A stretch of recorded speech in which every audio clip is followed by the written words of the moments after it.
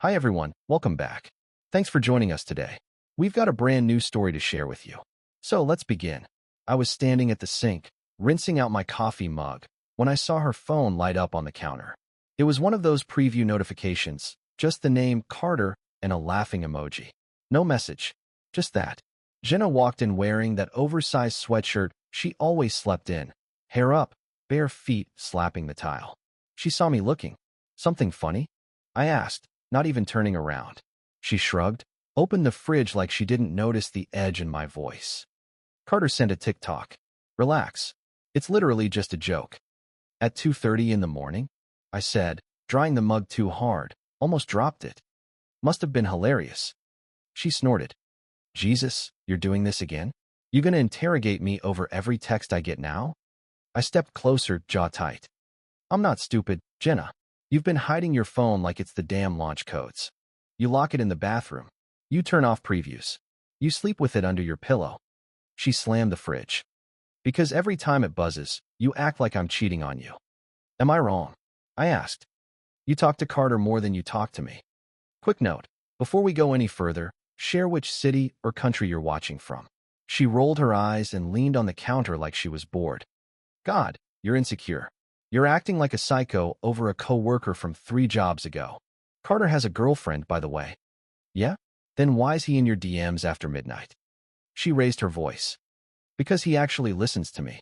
He doesn't walk around the house all quiet and bitter like you do. That hit harder than it should have. I leaned both hands on the table.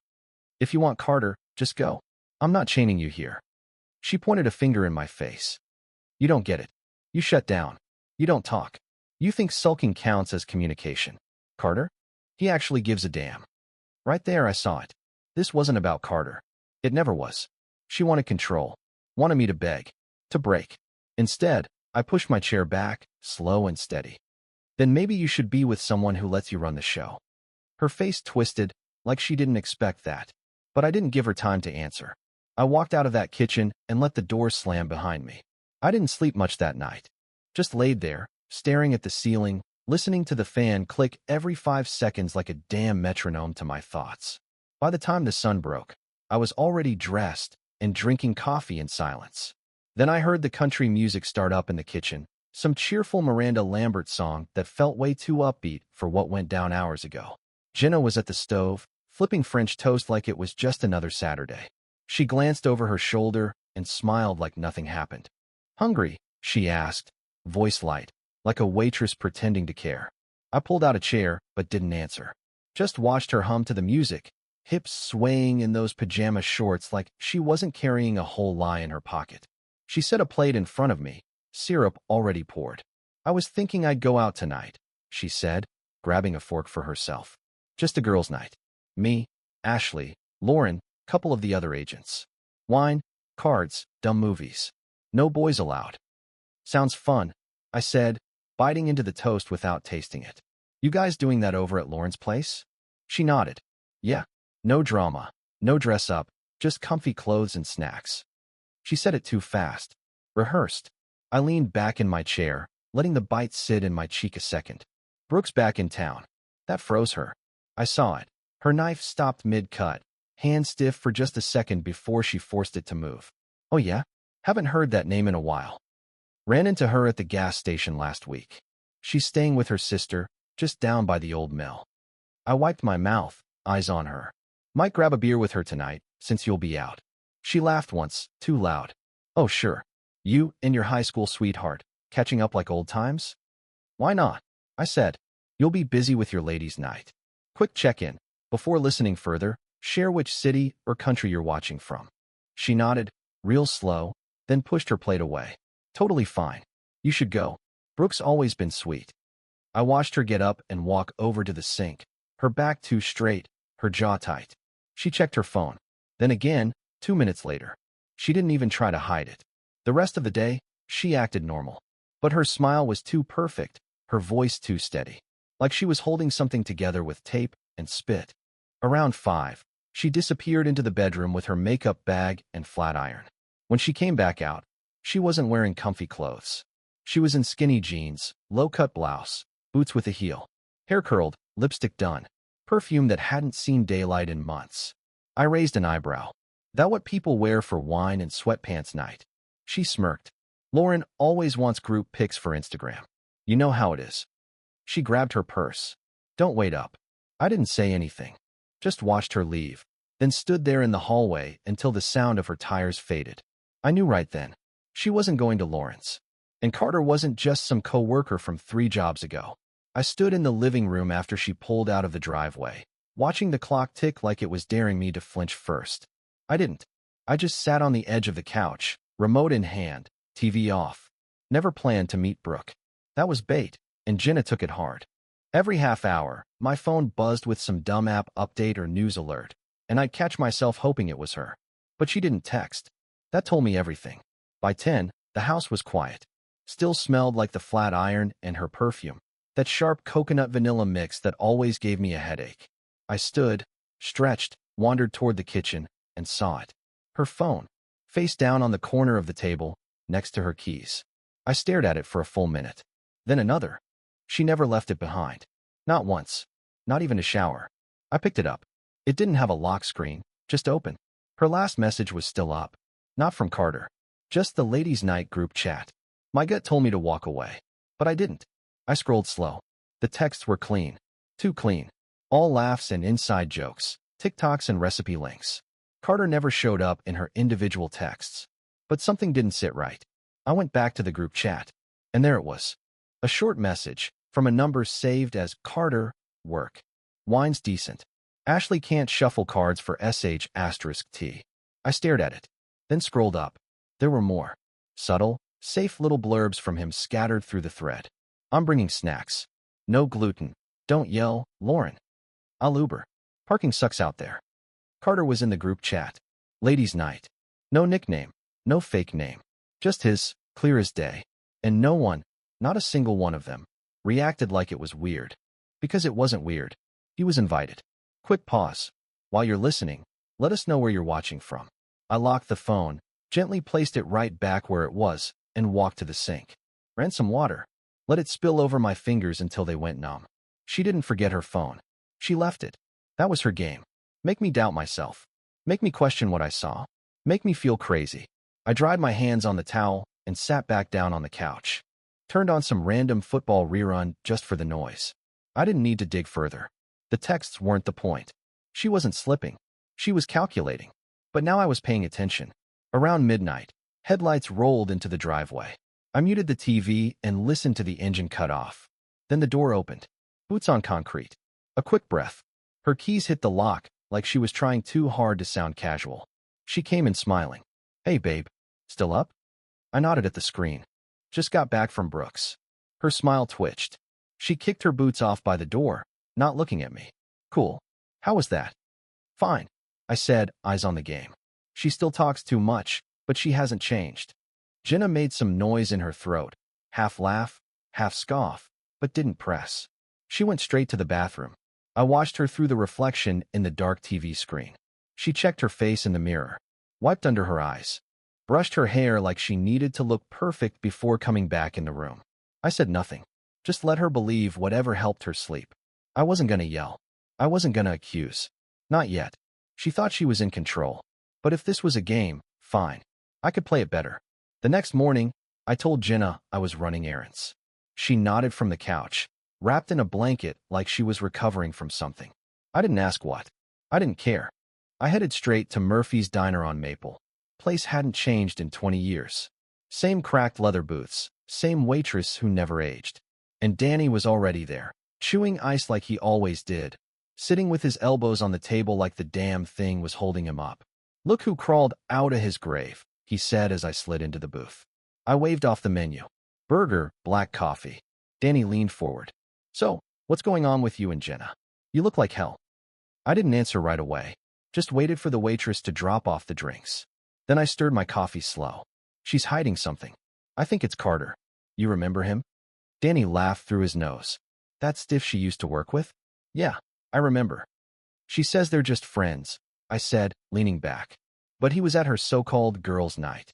I saw his name in the group chat on her phone. Danny raised a brow. You serious? Dead serious. He squinted like he was searching memory files. Funny thing, few weeks back, I was on Instagram.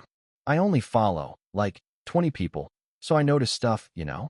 Jenna used to like Carter's posts all the time. Tag him in dumb stories. Then it just stopped. I looked up. Stopped. He nodded. Checked his profile, just to see. She doesn't follow him anymore. And he don't follow her either. That landed like a punch. Jenna was texting this guy daily. Keeping him in group chats. Sneaking him into parties. But online, she scrubbed him. Why'd she unfollow him if they're tight? I asked out loud, mostly to myself. Danny shrugged. Maybe she's hiding him. You know how people are. Make sure the digital trail's clean so the real stuff can't be tracked. While you're here, let us know what country or city you're watching from. I stared at the ketchup bottle on the table, fingers twitching. I wanted to believe it was nothing. That maybe they had a falling out, and now she was just being weird about it. But that was bullshit. She didn't unfollow Carter because they had beef. She did it to cover her tracks. I looked back at Danny. You think I'm overthinking this? He shook his head. Not even a little. I've seen Jenna work a room. She's smart. Real calculated when she wants to be. I took a bite of my burger and chewed, slow. She left her phone unlocked last night. Danny grinned. Damn. So what did you find? Nothing obvious. All the messages were clean. Too clean. But Carter was in the group chat. That's enough. He sat back, arms crossed. She wants you to know just enough to keep you guessing. That line stuck with me. That's exactly what it felt like. Every move Jenna made was like she wanted me suspicious, but not enough to act. Confused, not confident. Danny wiped his mouth. You gonna call her out? Not yet, I said. I want to see what she does when she thinks I still believe her. He nodded. Dangerous game, man. Yeah, I said, finishing my coffee. But now I know the rules. I left a 20 on the table, slapped Danny on the shoulder, and walked out with my stomach full and my head burning. If Jenna thought I was still sleepwalking through this, she had no idea what was coming. I pulled into the driveway just after 8. House lights were off, porch empty. I didn't go inside right away, just sat in the car, windows down, listening to the cicadas scream through the humid night. She pulled in half an hour later, headlights swinging across the lawn like nothing was off. She came through the door humming, shopping bag in one hand, big plastic cup in the other. Hey, babe, she called, kicking her shoes off at the door. Girls' night turned into snack overload. Ashley made her spinach dip again, my stomach's still mad about it. I looked up from the couch, remote in hand. Sounds fun. It was. Totally chill. We didn't even play cards. Just wine and gossip and dumb shows. She was glowing. Like she'd just come from a spa instead of some half-lit living room with co-workers in yoga pants. Her makeup was still perfect. She hadn't touched the cup. I'd bet money it was just for show. She plopped down next to me on the couch, all smiles and fake yawns. I could smell Carter's cologne. Not strong, but not mine. You good? She asked, brushing a hand down my arm like she still owned me. Yeah, I said. Tired. She leaned back and reached for her phone, right where I'd left it the night before. She glanced at the lock screen, gave a little satisfied nod, and tossed it on the coffee table. I didn't look at her after that. Just stared at the TV while she scrolled through Instagram, pretending this was any other night. Around midnight, she finally said, I'm gonna crash, and disappeared into the bedroom. I stayed on the couch, phone in my hand, thumb hovering over contacts. Then it buzzed. Brooke, hey, just wanted to say it was really good seeing you again. Hope you're all right. No flirting, no pressure, just simple words. Like someone who actually gave a damn. I stared at the screen longer than I should have. Then typed back. You too. Needed that. That was it. Didn't need more. Brooke wasn't putting on a show. She wasn't hiding behind fake laughter or staged nights out. She wasn't twisting my head just to keep the power. She was just honest. Next morning, Jenna was already in the kitchen, frying bacon like some picture-perfect wife from a home cooking blog. She turned as I walked in, ponytail high, tank top knotted at the waist. Morning. Hope you're hungry. Figured I'd make up for all the wine I drank last night. I poured coffee without a word, sat down, and watched her move like she was auditioning for something. Then my phone buzzed on the table. She looked. Fast. Like a whip crack. Eyes straight to the screen. Then right back to the skillet like it didn't happen. I didn't check it right away. Let it sit there buzzing. Who's that? She asked, not even trying to hide it. Probably Brooke, I said deadpan. Her hand stopped mid-flip over the bacon. Oh, Said she might send me a podcast she mentioned. I added, sipping slow. Just something to listen to. Jenna nodded, like that was fine, like she didn't care at all. But she burned the bacon. Didn't say a word about it. Just scraped it off and acted like nothing was wrong. But I could see it clear now. Her act was wearing thin. She was unraveling, and I didn't have to do a damn thing but watch. I left the half-burnt bacon on the plate and told Jenna I needed to grab gas and worms for the Saturday trip with my brother. She nodded like she believed me. Out by the bait shop near the lake, I ran into Troy, one of those people who somehow stayed in everyone's circle no matter how the friendships shifted. Good guy, sharp memory, big mouth. He was walking out with a six-pack and a bucket of minnows, grinning like always. Damn, man, long time. You still breathing? Barely, I said, holding the door open with my boot. You fishing today? Trying to, he said, popping open a Gatorade. Didn't catch much last night, though? Hung out at Lauren's for a bit after. I paused. Lauren's? Friday night. Yeah, he said, nodding. That girl's night thing. Kinda crashed it. Carter was already there anyway. I stopped cold, hand still on the doorknob. Carter. Troy didn't notice the shift in my voice. Yeah, him and Jenna were in the kitchen most of the night. Thought it was just girls, but whatever. They were laughing up a storm. I forced a quick laugh. Huh, didn't know Carter was that close with them. Oh yeah, Jenna invited him. He brought wine. I nodded like that made sense. Like the blood hadn't just drained from my arms. Troy slapped my shoulder. Anyway, good seeing you, man. Tell Jenna I said hey. Will do, I said, watching him walk off. I didn't buy worms. Didn't get gas either. Just drove home with my jaw locked, the engine humming too loud under my thoughts. She was already back when I walked in. On the couch, scrolling her phone like usual. Hey, she said without looking up. I dropped my keys on the counter. You forget to tell me Carter was at girls' night. She blinked, froze, then smoothed her face like nothing was wrong. What are you talking about? I walked in slowly. Troy said he saw him. Said you invited him. Said you two were pretty cozy. She stood up too fast. No, he wasn't. I mean, Troy's exaggerating. Carter dropped off wine, that's it. I just stared. She fumbled. He wasn't at the party. He left right after. I didn't even talk to him much. I let her spiral. Let her talk. Then I cut in. Calm. Quiet. You lied. Her mouth opened, but nothing came out. I took a step closer. You keep lying. You change the story every time I ask. And you think if you say it with a smile, I won't notice. She swallowed hard. I didn't yell. Didn't flinch. I'm done bleeding from wounds you keep opening. That stopped her cold. She stood there, mouth tight, eyes glassy, like she wanted to cry but didn't want to look weak. But it was too late for that. The performance was over. I walked past her, grabbed my phone off the table, and typed out a message without hesitation. Dinner this week? Just us. No pressure. Brooke replied 2 minutes later. You name the place. I didn't smile. Didn't gloat. I just turned to Jenna. I'm going out Wednesday. Don't wait up. The barbecue place sat on the edge of town. Same neon pig sign flickering in the window. Same rusted screen door that slapped shut behind me. Smelled like burnt hickory and fryer grease. Familiar. Grounding. Brooke was already there, sitting in a corner booth, nursing a beer. Hair tied up. Simple denim jacket over a white tee. Nothing fancy. Just her. She looked up and smiled. Wasn't sure if you'd show. I slid in across from her. Didn't plan on bailing. Good. She took a sip, eyes soft. You look tired. I let out a small laugh. That obvious? You used to have this fire in you, she said, tilting her head. Now it's like you're running on fumes. Waitress came. We ordered ribs, fries, cold beers, extra napkins. Then the food showed up fast, like always. I tore into mine like I hadn't eaten in days. Brooke leaned back, watching me with that look people give when they're waiting for you to break the silence. I don't even know where to start, I said finally, wiping sauce off my chin. Everything with Jenna feels fake now. The stories, the smiles, even the way she laughs. It's like she's playing a role, and I'm the idiot in the audience. Brooke nodded, not interrupting. She's been hiding this guy, Carter. Telling me one thing, doing another. Making me feel crazy, paranoid, like I'm imagining the cracks. Sounds exhausting.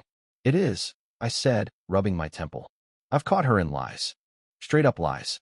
She twists them around like it's no big deal. Then acts like I'm the one causing drama. Brooke sat forward. You're not crazy. You're waking up. That hit different. I looked at her. Really looked. She wasn't judging. Just there. Present. Real. You ever been through something like that? I asked. She smiled, dry and knowing. My ex made me second-guess myself so bad. I used to rehearse what I was going to say before I said it. You don't forget how that feels. Quick pause. While you're listening, share what city or country you're watching from. I nodded slowly. I feel numb half the time. Like I'm just coasting through, waiting for the next stupid lie to land. You deserve better than coasting, she said. You deserve peace. We ate in silence for a while after that. Just the crunch of fries, the messy rip of ribs off bone, and the soft hum of country music playing overhead. After the plates were cleared, I leaned in. Jenna's got a company party this weekend. Real estate event. She'll be all dressed up, playing Queen Bee. Brooke raised an eyebrow. She expecting you to go? Yeah. She mentioned it twice already, like I'd better show up to keep up appearances. I paused, then said it straight. Come with me. Brooke didn't flinch. You sure? Yeah, I said. I'm done playing dumb. You showing up with me? That's my line in the sand. She grinned. Then I guess I'd better wear heels. I laughed, the first real one in weeks. I mean it, I said. You being there, it'd help. Brooke reached across the table, not to hold my hand, just to tap it once. Then I'm in. Let her see what real looks like. And just like that, something shifted. I didn't feel numb anymore. I felt ready. We pulled into the parking lot just past 7. Some rental hall Jenna's agency always used. Generic building, fancy lights strung outside like they thought that made it classy. Brooke looked calm as hell.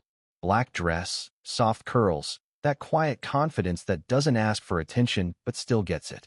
We walked in arm. My heart wasn't racing. It was steady.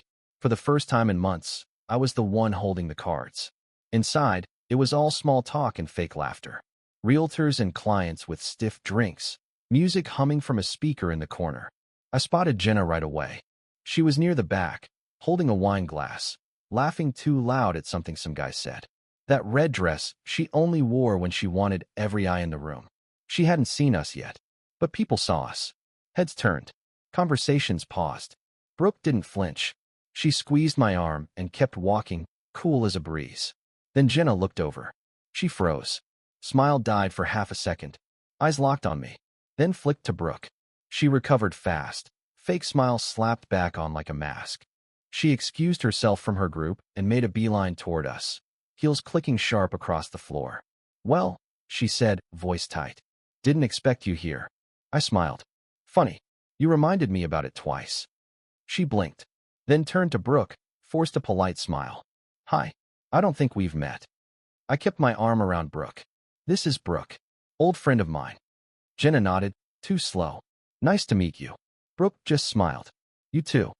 I let the moment hang for a beat, then glanced around like I was looking for someone. Carter here. Jenna's mouth twitched. No, he's not. Shame, I said, sipping my drink. I was hoping to catch up with him too. She looked like she'd swallowed a lemon. Brooke tilted her head, still smiling. Is he part of the company now? Jenna shook her head too quickly. No, just a friend. Right, I said. There was a pause. Thick, loud even through the music. Can we talk? Jenna asked, eyes only on me. Alone? I shook my head. Nah. If it's worth saying, you can say it right here. That hit her like a slap. She straightened up, tried to save face, glanced at the people still watching. You're making a scene, she said under her breath. No, I said, cool and even. I'm standing in it. Quick break. While you're listening, tell us what country or city you're watching from.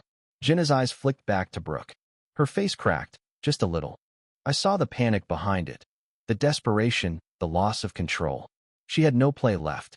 Brooke leaned in toward me. Ready to go? Yeah, I said, finishing the last sip of my drink. Jenna stepped forward. Wait. But I was already turning. We walked out without looking back. Jenna didn't follow. She just stood there, glass in hand, staring after us like someone realizing the show was over and the lights weren't coming back on. Outside, the air was cooler than I expected. I let out a long breath. Brooke looked over. That go how you wanted? I nodded. Better. We got in the car. Doors shut. Engine started. And for once, I wasn't running from anything. I was done letting her drag me through her mess. I was done bleeding quietly. I wasn't hers anymore. We didn't talk in the car. Brooke rode with me back to town, Then we said goodnight at her sister's. She didn't ask for anything more. Just gave me that steady look that said you're not alone, and stepped out into the night. I pulled into our driveway slow. Lights were still on. Curtains open. Jenna was waiting. When I walked through the front door, she was already standing in the hallway, arms wrapped around herself. No makeup, no games. Just her, small and quiet, like the air had been knocked out of her. "I need to talk to you," she said, voice barely above a whisper. I didn't answer, just dropped my keys in the bowl and kept walking. "Please," she said behind me. "Just sit." I stopped in the living room. Sat down. Didn't lean back. Didn't relax. She sat on the edge of the coffee table across from me, hands clasped tight in her lap. "I didn't plan for it to happen like that," she said. "It just started." I looked at her, waiting. It was texting at first. After I left that job, Carter checked in a couple times. Said he missed joking around. He remembered little things about me. Stuff I didn't even know you remembered. Still, I said nothing. She took a breath. It felt nice. Being seen. Being noticed. I didn't mean to hide it. I just didn't know how to explain it without it sounding worse than it was. I stared, stone still. Her eyes got glassy. It never got physical. I swear. It was just the talking. I ended it. Before it got there. I knew it was wrong. "You just forgot to mention it," I said flat. "I was scared," she said, voice cracking. "I knew how it looked. I knew you'd leave." I tilted my head. "I didn't leave." She looked down. "You started shutting me out," I said. "Sneaking around. Lying. Laughing louder at your phone than you ever did with me." "I know," she whispered. "I messed up. I'm sorry. I really am." She reached for my hand. I didn't move. "I still love you," she said. "I didn't mean to break this." Quick pause. "Before we go further, drop your city or country in the comments." I looked her straight in the eye. I could have forgiven the truth. She blinked fast. "But you didn't give me the truth. You gave me a cover story. You let me think I was crazy while you controlled the narrative." "I didn't want to lose you," she said, desperate now. "You already did." She swallowed hard. "So you're leaving?" I stood up, looked down at her, small and broken and finally real. "You left first," I said, "when you chose to hide things." Her shoulders slumped. I walked to the bedroom, started packing a small duffel. I didn't slam drawers, didn't yell, just folded what I needed. She didn't follow. When I zipped it shut, I felt the silence in my chest like fresh air. Not anger, not heartbreak, clarity. And that was all I needed. The envelope came on a Thursday. Thick paper, clean edges, straight from her lawyer. I didn't open it right away, just set it on the kitchen table and stared at it like it might explode. It sat there for 3 days. I walked past it every morning, every night, like it was waiting to see if I'd blink first. I didn't blink. I read every page. Twice. No surprises, everything split clean. No screaming matches. No courtroom drama. Just signatures and freedom. Still, I didn't sign. Not right away. One more day? Then I picked up the pen and wrote my name. It felt like closing a book I should have stopped reading years ago. I packed light. A few shirts, jeans, my boots, a pocket knife, my old flannel I always used for cold mornings by the lake. When I walked out the front door, Jenna was sitting on the porch. No words. No tears. Just her eyes following me like she was memorizing the moment. She didn't ask me to stay. I didn't give her a reason to. I drove until the roads got quiet, until the radio turned to static and all I heard was the tires chewing up blacktop. Took the old turn off to the lake we used to visit when things were still good. Before the lies. Before the silence. The cabins were still there. Still run down and cheap and perfect. I paid cash. No questions. Just a key on a ring and a nod from the old guy at the desk. The air smelled like pine and charcoal. No traffic. No phone calls. No pretending. That night, I sat on the dock with a beer and my feet hanging over the edge. The water was still. Black as ink. Crickets chirping somewhere in the trees behind me. My phone buzzed once in my pocket. I pulled it out, expecting junk. "Brooke, hope you're somewhere calm." I stared at it a second, then typed back. "I am." And I meant it. Not everything had to burn to feel like freedom. Some things just had to end. Drop your answer in the comments. And if this story grabbed you, like and subscribe for more.